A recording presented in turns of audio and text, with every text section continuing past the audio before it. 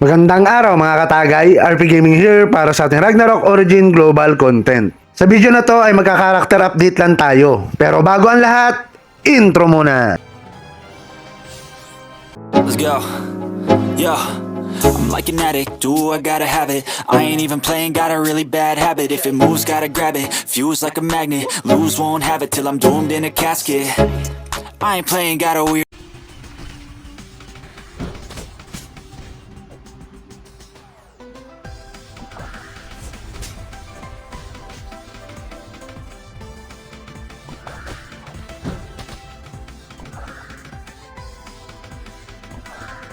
So yun nga mga katagay, kumusta na kayo?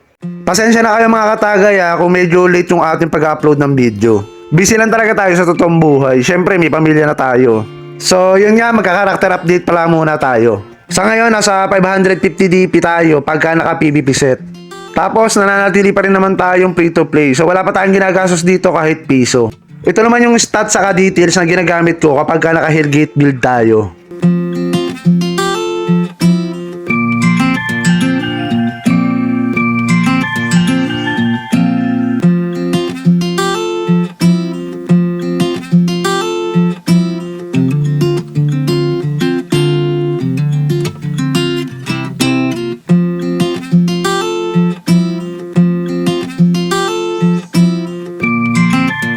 So ito naman yung equipments na gamit natin sa ngayon. Malas pa rin tayo sa refine saka dun sa gacha. So hanggang ngayon naka piece 5 pa rin tayo. Check nyo na lang din yung mga cards na gamit ko dyan. Hindi ko na rin tinatanggal yung mga yan. Weapon lang yung pinapalitan ko dyan. Depende dun sa size saka sa race.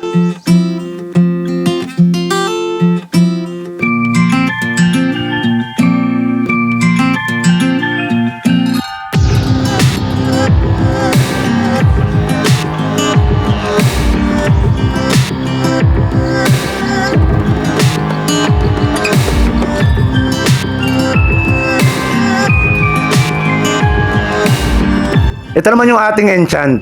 Binago rin natin yan kasi nga 'di ba nag-focus tayo sa critical type na Lord Knight.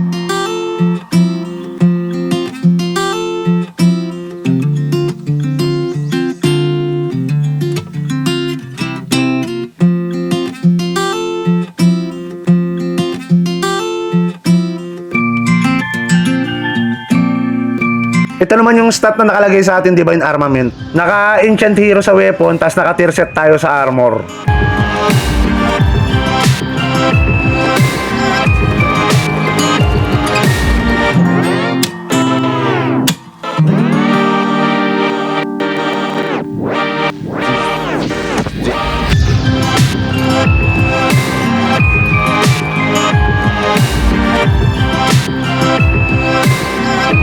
Sa skill build naman natin ay ito.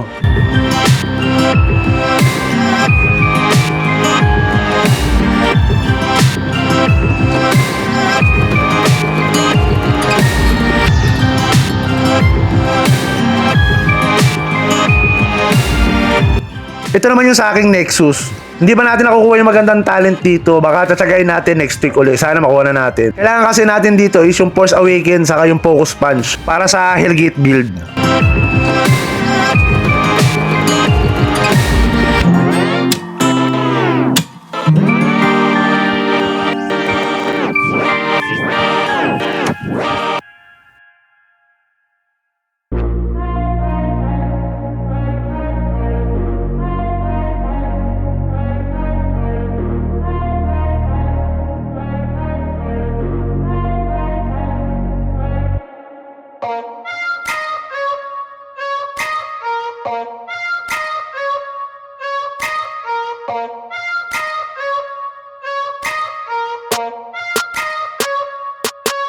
Sa mga pedals ko naman ay ito. Wala namang special dyan kasi nga free to play lang tayo. Limited lang yung makukuha nating resources. Basta i-upgrade mo lang na i-upgrade pag meron ka materials. So ganun din yung ginagawa ko sa statue. Basta may ma-upgrade ako, ina-upgrade ko lang. Binibili ko rin pala every week sa Diamond yung yung feathers. Saka yung mga statue box.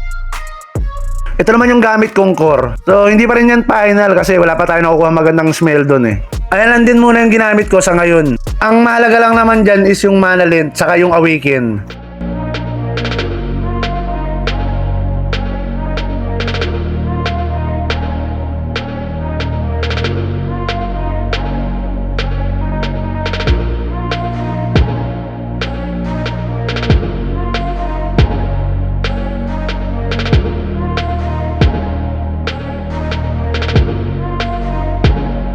Ito naman yung mga gamit kong mga pets. Andyan pa rin yung paborito ko, si Bulldog. Lalo na sa PvP, gamit na gamit ko yan.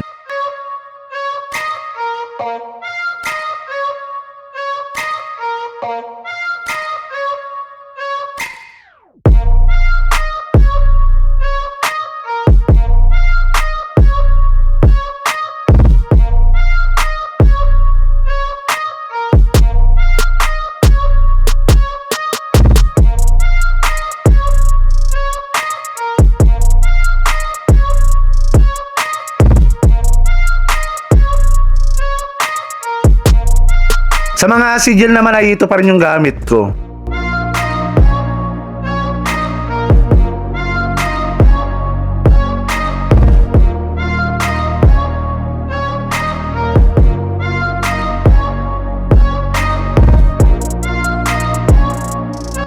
Pag sa farm naman, ito yung ginagamit ko. Mabilis naman siya pumatay kasi nga AOE. Tapos syempre mabilis din siya ikas.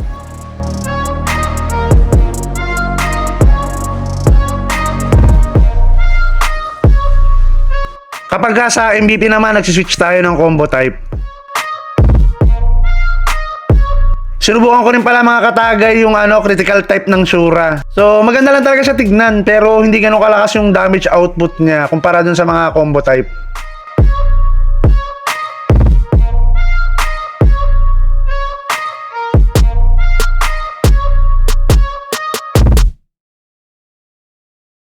So yun nga mga katagay, hanggang dyan na lang muna siguro yung ating character update.